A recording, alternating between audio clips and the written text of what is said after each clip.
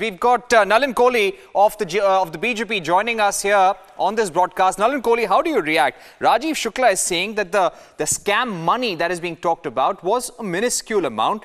More than 200 crores or 250 crores have been spent on fighting this case in courts, in sending those letters of rogatory, sending teams abroad, and nothing has come out so far. They are saying that you're whipping a dead horse.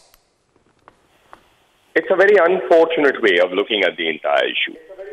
The state and the law enforcement agencies are mandated and are expected and obligated under the Constitution that they take action against those who break the law. Now, if a poor person commits a murder or does a theft of 5,000 rupees, maybe the cost of that prosecution, which is a case of theft, maybe 2 lakhs, maybe 5 lakhs. Is the state not supposed to do its duty? Or will it be taken that no, because it's a small theft, we will allow this to go unnoticed, we will ignore it and save money of the state. The people of India pay taxes, and those who pay taxes pay it honestly, expecting there will be an honest system in which the guilty, irrespective whether the guilty is powerful or an ordinary citizen, whether the crime is small or large, that is punished so that people who live their lives honestly, they live their lives knowing that the state will do its job. Now, if I take another example, 2G, 3G, Colgate, massive scams, 1 lakh crores, 2 lakh crores, 3 lakh crores. The investigation costs may have been less, but the court stepped in, everyone stepped in, and people who are guilty are being punished. So money is not the criteria to determine whether an investigation should take place. The very fact that the Congress party and Mr. Shukla in particular is taking this line, it's a defensive line that is somehow trying to deflect attention. They are not answering questions, they are running from it and raising an attitude which is very incorrect in terms of criminal jurisprudence and in terms of the state discharging its responsibility. You know, Nalin Kohli, I'd like to ask you one question.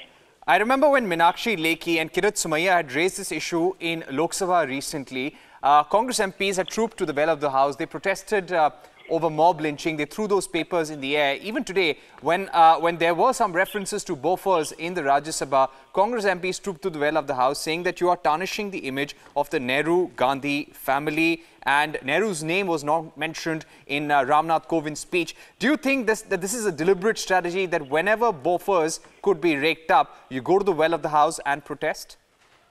Wherever there is the name of the first family of the Congress party, that means anyone who's from the Nehru-Gandhi family, or anyone closely associated with them, it is but obvious that the Congress party, which draws its entire political standing and sustenance, will go full out to somehow protect and deflect attention from any allegation against the Nehru-Gandhi family.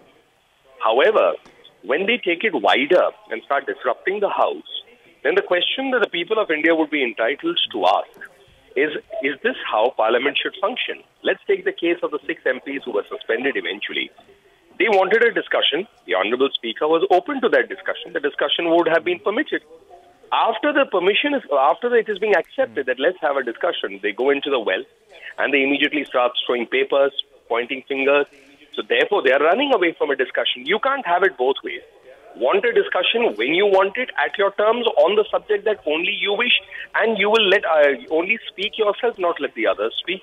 And if a discussion is not given, you will disrupt the House. So therefore, you can't. But Nalin Kohli, how will you prove? Because there are questions of political vendetta being raised against the BJP. And the Congress will be continuously making this point that there is political vendetta in this case. That's why it's being raked up over and over again. How would you answer that? Well, one of the Congress ministers at that time, the telecom minister, had said zero loss theory. Was that theory correct in terms of 2G? It wasn't. So just because the Congress is taking a stand, that doesn't mean it's the gospel truth. The truth will be based on facts and whether a commission of crime has taken place or not.